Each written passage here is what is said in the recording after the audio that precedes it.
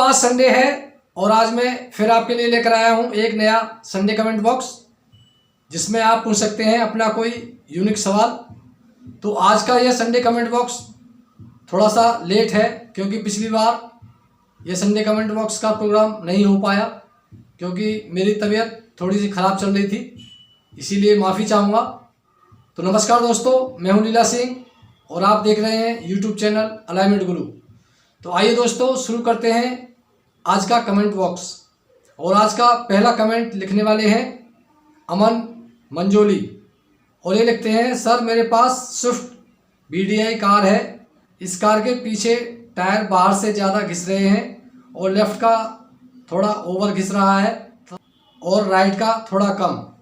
तो भाई अमन जी, आपके पास स्विफ्ट डिज़ायर है BDI और पीछे के टायर घिस रहे हैं, तो वैसे इसमें पीछे जो अलाइनमेंट की एडजस्टमेंट होती नहीं है। तो आप जब भी अलाइनमेंट कराएं तो इसका रियर टो एक बार चेक कराएं। हो सकता है रियर टो आउट हो रही हो जिससे आपके पीछे के टायर घिस रहे हैं। वैसे रोटेशन वगैरह अगर आप नहीं कराते हैं टाइम से तब भी यह समस्या देखने को मिलती है। तो आप रियर टो को चेक करें, अगर रियर टो ज़्यादा आउट है तो उसे मैकेनिक से सही कराएं। डेड एक्सल में कोई प्रॉब्लम है या सॉकर वॉकर में कोई प्रॉब्लम है जिससे आपकी गाड़ी टायर खाना बंद हो सके। और अगला कमेंट लिखने वाले हैं मोहम्मद इमरान और ये लिखते हैं, क्रैश किंगपिन बताइए। तो दोस्तों, जैसे अलाइनमेंट में camber angle, caster angle, toe का एंगल होता है, उसी तरह अलाइनमेंट में एक एंगल और होता है किंगपिन एंगल। और ये क्या होता है कि जब हमारे सस्पेंशन का जो व्हील है, जो हमारे व्हील है वो एक एक्सिस पे घूमता है और उसको घुमाने के लिए स्टीयरिंग का एक एक्सिस होता है। तो स्टीयरिंग और व्हील के बीच का जो एंगल होता है उसको किंगपिन एंगल बोलते हैं।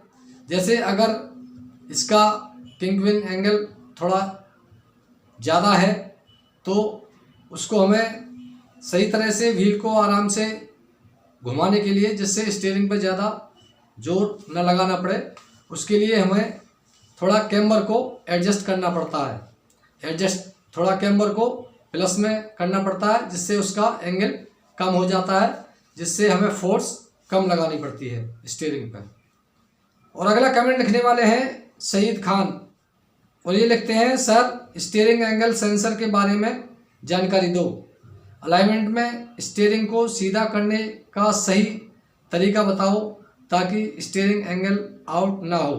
और उन्होंने एक और कमेंट लिखा है, इसमें लिखते हैं, आजकल न्यू कार में स्टीयरिंग एंगल सेंसर आउट होने का मसला आता है, स्टीयरिंग खोल के सीधे करने का सही तरीका बताओ। तो दोस्तों, आजकल जो गाड़ियाँ आ रही हैं 2018 से, उन सभी गाड़ियों में जो स्टीयरिंग आता है, पावर स्टीयरिंग, जिसको EPS सिस्टम भी बोलते हैं, वो इलेक्ट्रॉनिक आ रहा है। और इलेक्ट्रॉनिक के अलावा उसमें सेंसर भी आता है जिसमें स्टीयरिंग एंगल सेंसर कहते हैं। तो इसमें क्या होता है, एक मोटर होती है जो इस हमारे स्टीयरिंग सिस्टम को मूवमेंट में करती है और वो इलेक्ट्रॉनिक होती है। इसके अलावा एक टॉर्क सेंसर होता है, एक स्पीड सेंसर होता है और उसको सारी चीज़ को हैंडल करता है एक इलेक्ट्रॉनिक मॉड्यूल। और इलेक्ट्रॉनिक मॉड्यूल जो उसकी वो है उसको ACM को देता है। ACM इन सारी चीज़ों को कंट्रोल करता है। तो इस इलेक्ट्रॉनिक पावर स्टीयरिंग सिस्टम में जो भी हम फोर्स लगाते हैं उसको टॉर्क सेंसर सेंस करता है और उस मॉड्यूल को देता है, और मॉड्यूल फिर उस मोटर को उतना ही करंट देता है जितना हम फोर्स लगाते हैं और उसी हिसाब से वो मोटर हमारे स्टीयरिंग को घुमाती है। और इसके अलावा उसमें एक स्टीयरिंग सेंसर भी होता है जो हमारे स्टीयरिंग के सेंटर पॉइंट को कंट्रोल करके रखता है। तो वो कई बार आउट हो जाता है जिससे हमारी गाड़ी में पुलिंग की समस्या आ सकती है और हमारा स्टीयरिंग जो सही काम नहीं कर पा रहा होता है। तो इस तरह की गाड़ियों की अलाइनमेंट करने के लिए थोड़ी सावधानी बरतनी पड़ती है, जिससे इसमें स्टीयरिंग आउट ना हो। और इस तरह की गाड़ियों की जो अलाइनमेंट आउट होती है वो बराबर होती है। जैसे प्लस में अगर अलाइनमेंट आउट है तो उतनी ही लेफ्ट में, उतनी ही राइट में, और अगर माइनस में है तो उतनी ही माइनस राइट में, उतनी ही माइनस लेफ्ट में होती है। अगर कम ज़्यादा हो जाती है तो किसी वजह से अगर हमारी मशीन कम ज़्यादा बताती है तो फिर स्टीयरिंग टेढ़ा हो जाता है, जिससे इसमें ये प्रॉब्लम आ जाती है। तो इस तरह की गाड़ियों में ध्यान रखें अलाइनमेंट करते टाइम कि हमारे जो स्टीयरिंग है वो टेढ़ा ना हो पाए। अगर गाड़ी में कोई प्रॉब्लम है, पहले से ही टेढ़ा है, तो फिर वो अलग चीज़ है। तो उसमें गाड़ी की पुलिंग होगी, उसी तरह से स्टीयरिंग को एडजस्ट किया जाएगा। तो इसके ऊपर वैसे मैं और वीडियो एक बनाऊंगा जिसमें आपको अच्छी तरह से समझ में आ जाएगा। और अगला कमेंट लिखने वाले हैं तुफैल अहमद, और ये लिखते हैं, सर नई कार हो या ओल्ड कार हो, अलाइनमेंट की रीडिंग कितनी रखें? कंप्यूटर की रीडिंग के हिसाब से हमारा कैस्टर में लेफ़्ट का टायर आधा डिग्री ज़्यादा होता है। सर एक वीडियो डिटेल में बनाएं। तो देखिए, गाड़ी नई हो या पुरानी हो, सब गाड़ियों का डाटा होता है और उस डाटा के हिसाब से ही हमें अलाइनमेंट करनी होती है। किसी का डाटा प्लस में होता है, 2 आधे में प्लस में रखना पड़ता है, तो किसी का माइनस में होता है।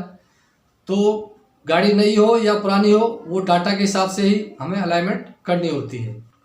दूसरी, अगर कंप्यूटर के हिसाब से आप कर रहे हैं और कैस्टर कम या ज़्यादा आता है लेकिन उसमें कोई एडजस्टमेंट नहीं है, तो कोई दिक्कत वाली बात नहीं है।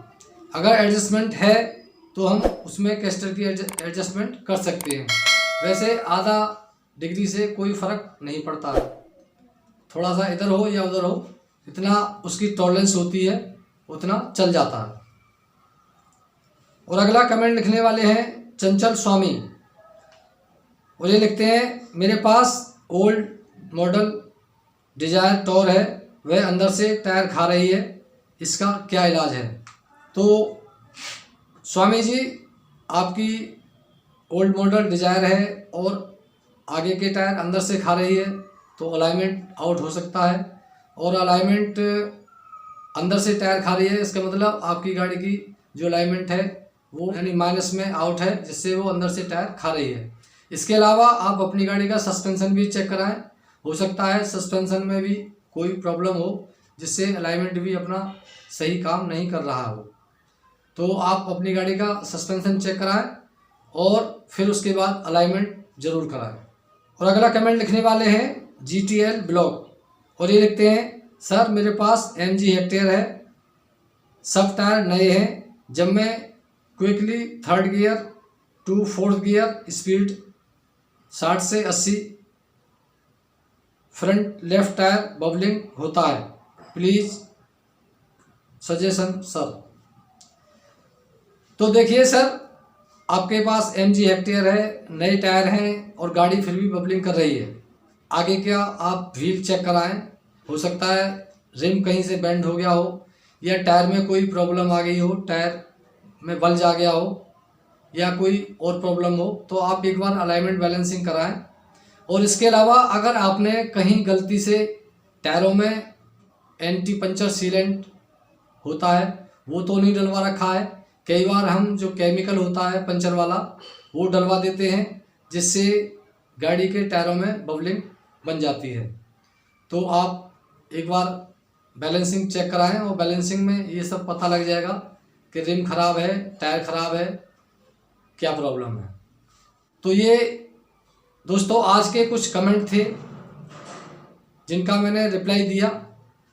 ये वीडियो आपको कैसी लगी आप कमेंट करके ज़रूर बताएं, और वीडियो को लाइक करें, शेयर करें और चैनल को सब्सक्राइब करना ना भूलें। जय हिंद, फिर मिलेंगे एक नई वीडियो के साथ। Thank you.